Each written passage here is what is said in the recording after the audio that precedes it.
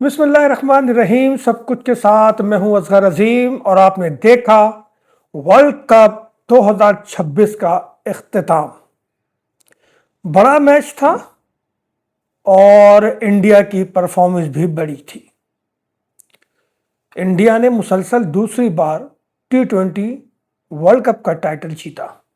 2024 USA और 2026 India and Sri Lanka में होने वाले टाइटल, जो कि फाइनल खेला गया अहमदाबाद के नरेंद्र मोदी क्रिकेट स्टेडियम में।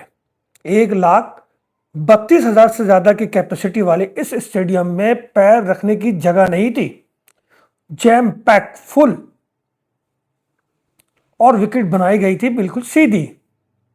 लेकिन ड्यूज का, ओस का इतना खौफ न्यूजीलैंड को कि उसने वही गलती की जो इंग्लैंड ने की थी, यानी टॉस जीतकर फील्डिंग का फैसला। जबकि ये बात सब जानते हैं कि इंडियन बैटिंग लाइन टारगेट देने में और टारगेट चेस करने में दोनों में अपना सानी नहीं रखती। उससे कोई खास फर्क नहीं पड़ता कि आप उससे टारगेट चेस करने वो टारगेट चेस करे या वो टारगेट दे।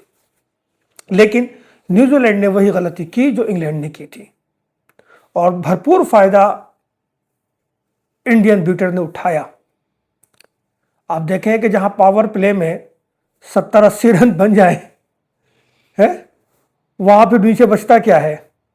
बहुत शानदार बैटिंग की इंडियन बीटर ने, और खास के जो उनके इन फॉर्म ओपनिंग बैट्समैन ने, विकेट कीपर बीटर जो है संजू सैमसन। नो डाउट संजू, तो आपने इस पूरे टूर्नामेंट में बताया है कि आप इंडिया का मुस्तकबिल है। संजू ने ये बताया है कि कैसे बैटिंग की जाती है, ओपनिंग कैसे की जाती है, रन रेट को कैसे मेंटेन किया जाता है। वेरी गुड, बहुत जबरदस्त रहा। और 89 रन, 89 रन बनाए संजू ने। 8 उसमें छक्के और 5 चौके शामिल थे 46 गेंदों पे। मुझे तो उम्मीद थी कि शायद एक और सेंचुरी इनकी हो जाती, लेकिन खैर, वेल डन संजू। उसके साथ अभिषेक शर्मा बुझे बुझे रहे, अनफिट भी हुए थे शुरू में। और आज बड़ा मैच था, आज खेलना था, परफॉर्मेंस देनी थी। बड़े मैच के बड़े खिलाड़ी की तरह अभिषेक ने आज परफॉर्मेंस दी और 21 गेंदों पे 52 रन बनाए। सिर्फ 21 गेंदों पे 52 रन, जिसमें 6 चौके और 3 छक्के शामिल थे। कहते ना, बड़ा प्लेयर बड़ा दिन, तो ऐसे ही खेलते हैं भाई। ये हमारी तरह नहीं होता कि बस प्रेशर लो और दबाव में आओ और सारी हाथ पैर फूल जाएं और आए बाएं शाएं।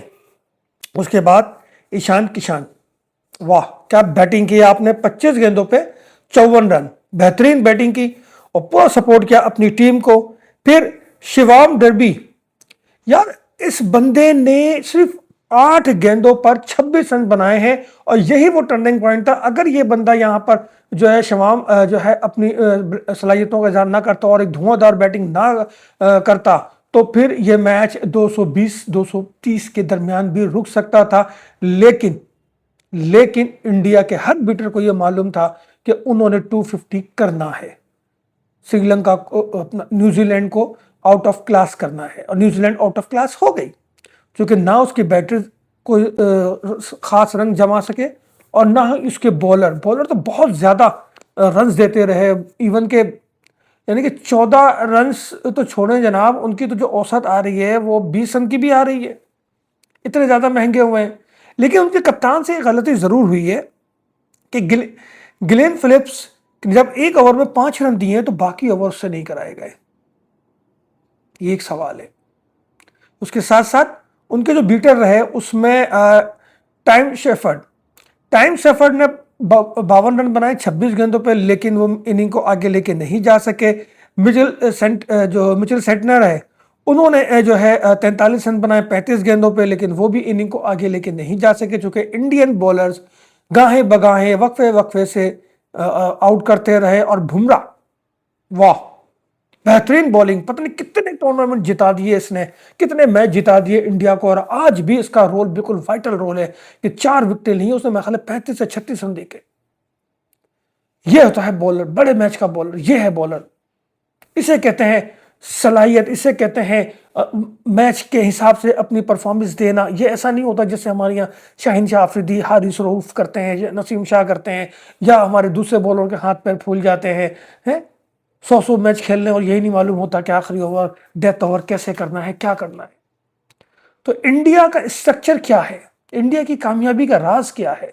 सिर्फ और सिर्फ एक बात, डोमेस्टिक मजबूत स्ट्रक्चर, नो पर्ची, नो सिफारिश, ओनली मैरिट। यह है इंडिया की कामयाबी का राज।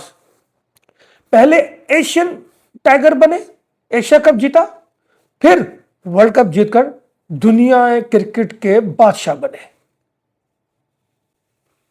आप देख लें, यादव लकी कैप्टन, ट्रॉफी उठाई उसने, और ये वही इंडिया है इसी स्टेडियम में, यानी कि नरेंद्र मोदी के अहमदाबाद के इसी स्टेडियम में यही इंडिया है जो साउथ अफ्रीका के अगेंस्ट मैच हारता है इसी वर्ल्ड कप में। तो वर्ल्ड कप से बाहर होने के सामान आसार नजर आ जाते हैं, लेकिन फिर कमबैक करता है, अपने आप की अपनी गलतियों की अपनी खामियों पे काबू पाता है। और फिर आप देख लें कि हर मैच में इसकी बैटिंग, इसकी बॉलिंग ने इसका साथ दिया, और ये एक मुखालिफ को रौंदते हुए निकलते चले गए। इनसे सीखने की जरूरत है सबको, सारे क्रिकेट नेशंस को इंडिया के क्रिकेट स्ट्रक्चर्स को अडॉप्ट करने की जरूरत है, उनके माइंडसेट को पढ़ने की जरूरत है, उनकी तरह मेरिट पर काम करने की जरूरत है, राइट टाइम राइट प्लेयर को ओहदा देने की मौका देने की जरूरत है, और अपने कोचिंग स्टाफ में राइट मैन लाने की जरूरत है। उनका अपना कोच उन्हें 2-2 टाइटल जिताता है, 3-3 टाइटल जिताता है, वनडे भी जिताता है, T20 भी जितवा देता है, टेस्ट में भी लेके जाता है। लेकिन हम लगे रहते हैं गैर मुल्की कोच कि उनको ले आओ सब कुछ हो जाएगा। अपने कोच को लगाते हैं तो वो भी सियासत कर रहा होता है, गैर मुल्की कोच को लगाते हैं तो वो भी सियासत कर रहा होता है, अपनी पसंद नापसंद पे चल रहा होता है। सिलेक्शन हमारे यहाँ सही नहीं होती, मामला हमारे यहाँ बिगड़े जाते हैं। अभी जो बांग्लादेश के लिए टीम बनी है उस पर कितने सवाल उठाए जा रहे हैं। एक कोई कहता है जी गौरी मिसाइल आ गया, वो पता नहीं कहाँ से अचानक आ गया, लिस्टेड में जो है 45 नंबर पर है, और सब कुछ टॉप करता हुआ वो जो है टीम में शामिल हो गया। और फिर उसकी वकालत शुरू हो गई कि जी वो तो परफॉर्मेंस देते हुए आ रहा है, जब परफॉर्मेंस पूछो तो परफॉर्मेंस नजर नहीं आती। और फिर उसको कराची टीम ब्लू का कप्तान भी बनाया जाता है। कमाल है यार, हमारे यहाँ तो कुछ भी हो सकता है। फिर शामिल हुसैन की बात की जा रही है, माना टैलेंटेड है, सब कुछ है, लेकिन शामिल हुसैन ने इंग्लैंड के खिलाफ क्या किया था? इंग्लैंड लाइन्स के खिलाफ आप कहे थे टूर में, आपकी परफॉर्मेंस क्या रही? अगर आपसे बेहतर कोई परफॉर्मर था तो फिर उसको आना चाहिए था, आपको वेट करना चाहिए था ना। इनको वेट कराते, लेकिन सिलेक्टर ने ऐसा कुछ भी नहीं किया।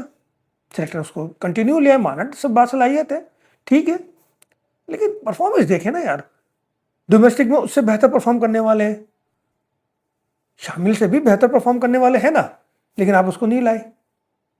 कमाल है। और फिर वो शाहिनशाह अफरीदी जिसे 4 ओवर नहीं होते उसको बांग्लादेश के अगेंस्ट आपने कप्तान बना के कंटिन्यू कर दिया कि ये कप्तान रहेगा, वह कप्तान रिजवान को बना देते भाई। लेकिन नहीं, पर्ची पर्ची पर्ची, पीसीबी का दूसरा नाम पर्ची पर्ची पर्ची। चीफ सिलेक्टर हो कोई भी हो, कोई नहीं सकता, सब ऐसे ही कर रहे होते हैं। अब मनमानियां चल रही होती हैं। और फिर कमाल तो यह है कि सिलेक्शन कमेटी की तंजीम है, बाद में होती है, टीम पहले ऐलान हो जाती है। आकिब जावेद और असद शफीक टीम ऐलान कर देते हैं, और तंजीम में कब होती है? टीम ऐलान होने के बाद सरफराज को और मिसबा को उसमें इन किया जाता है सिलेक्शन कमेटी में। यानी कि ये टूर तो गया आपके हाथ से, अब आप इंतजार करें बैठ के अगले टूर का और अगली टीम अगले पोजीशन के लिए कि अगली टीम कब अनाउंस होगी। यार आज इंडियन अवाम कितनी खुश होगी, क्रिकेट लवर्स, क्योंकि उनकी टीम मेरिट पे जीती है ना, उनकी टीम मेरिट पे बनी है। 1,32,000 का स्टेडियम फुल, बहुत जबरदस्त रहा। तो मुबारक हो इंडिया को, उसको ये कामयाबी उसका हक बनता था, वो अपने हक पर जीती है। और न्यूजीलैंड का बैड लक कहूँ, या कप्तान का गलत फैसला, या टीम मैनेजमेंट का गलत फैसला कहूँ कि टॉस जीतकर उसे फील्डिंग नहीं करना चाहिए था, इतना खौफ ड्यू का नहीं होना चाहिए था। आपने समझा शायद इस बार भी 33 गेंदों पर 100 रन बन जाएंगे, लेकिन ऐसा नहीं हुआ। तो बैड लक आपका, कप्तानी में भी थोड़ी सी मसाइल रहे आपके, लेकिन इंडिया को क्रेडिट जाता है पूरे इवेंट में थ्रू आउट, सिवाय एक मैच के, सिर्फ एक मैच के। और वही मैच उनके लिए सबक आमोज था, टर्निंग पॉइंट था, वहीं से उन्होंने अपनी इस्लाह की है। और हम हारते हारते हारते आदत पड़ जाती है, फिर वापस आ जाते हैं, ग्रुप स्टेज से ही वापस आ जाते हैं अपने वतन, अपने देश, अपने गांव। तो बहरहाल आईसीसी टी20 वर्ल्ड कप 2026 का एंड हो गया। इस एंड से सबक यही मिला, जीतता वही है जो मेरिट पे होता है, जीतती वही टीम है जो मेरिट पर बनती है। मेरिट को अपनाएंगे, जीत आपके कदमों में होगी। आप भी पीसीबी को चाहिए अपनी इस्लाह करें। अगेंस्ट बांग्लादेश टीम जो अनाउंस हुई है उसमें देख लें कि कौन मेरिट पर है, कौन नहीं है, और टीम को दोबारा अनाउंस करें, ताकि एक मेरिट का सिस्टम तो चले। और हमारे चेयरमैन साहब, 3 आईसीसी इवेंट आपकी छतरी के नीचे हम बाहर हुए हैं ग्रुप स्टेज में, तो आप अपने बारे में फैसला कब कर रहे हैं? सुना है कि आपने कहा है कि अब कोई भी टीम मेरिट के बगैर नहीं बनेगी। सुना है, खबर गुजरी थी सोशल मीडिया पे, पता नहीं आपने कहा या नहीं कहा, लेकिन मैंने सुना है कि आपने कहा है कि जी अब कोई भी टीम मेरिट की बिना नहीं बनेगी, जो भी टीम बनेगी वो मेरिट पे बनेगी, मेरिट को फोकस दे जाए। अगर मैं इस सोशल मीडिया की पोस्ट को सही मान लूँ ना, तो फिर क्या ये जो अनमेरिट टीमें बन रही थी आपकी मर्जी से बन रही थी, आपकी हिदायत पे बन रही थी? मैंने कहा ना, मैंने सुना है, पढ़ा भी है सोशल मीडिया पे, लेकिन मुझे नहीं मालूम आपने बात कही या नहीं कही। लेकिन अगर उस बात को सही मान लूँ तो सवाल तो उठता है, और सवाल तो होते रहेंगे चेयरमैन साहब, जब तक कि आप इस्लाह नहीं करेंगे।